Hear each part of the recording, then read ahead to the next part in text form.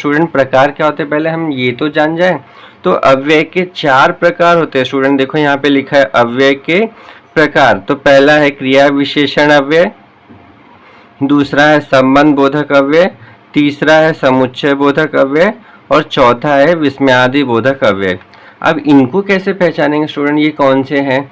तो इनको पहचानने का सबसे तरीका होता है एक एक करके मैं आपको समझाऊंगा, परिभाषा और उदाहरण दूंगा ताकि बोर्ड एग्जाम में अव्यय के ऊपर प्रश्न आए तो आपके वो प्रश्न सही हो। देखिए क्रिया विशेषण अव्यय किसे कहते हैं स्टूडेंट? जो शब्द क्रिया की विशेषता बताते हैं उन्हें क्रिया विशेषण कहते हैं। मतलब अब आपको पता है क्रिया क्या है, जिससे काम होने का पता चलता है उसको क्रिया बोलते हैं। अब जो काम की विशेषता बताता है उसको कहते हैं क्रिया विशेषण। अब देखो यहाँ पे आपको समझने के लिए उदाहरण दिया है, वह धीरे धीरे चलता है। अब देखो स्टूडेंट चलना क्या है, ये क्रिया है और कैसे चलता है, धीरे धीरे, इसे कहते हैं, ये क्रिया की विशेषता बता रहा है कैसे चलता है, धीरे धीरे। तो जब किसी वाक्य में कोई शब्द क्रिया की विशेषता बताए तो उसे क्रिया विशेषण, नाम से पता चलता है स्टूडेंट, क्रिया विशेषण मतलब क्रिया की विशेषता। अब ये क्रिया क्या है, चलना, और उसकी विशेषता है धीरे धीरे, तो ऐसे इसे कहते हैं क्रिया विशेषण अव्यय।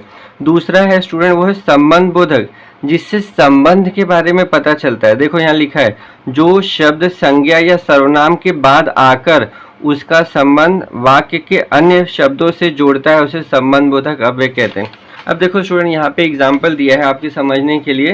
यहाँ पे देखिए अव्यय कहते हैं इसमें के बिना, के साथ, के पीछे, के कारण, इस प्रकार के शब्द जुड़े होते हैं। देखो यहाँ लिखा है संज्ञा या सर्वनाम के बाद आते हैं। देखो ये संज्ञा सर्वनाम के बाद आए और अन्य वाक्यों से संबंध जोड़ा। घर के सामने बगीचा है और घर के पास मंदिर है, मतलब घर का वाक्य के अन्य शब्दों से संबंध जोड़ा है। कौन जोड़ रहा है? के, यहाँ भी के। तो ये क्या है?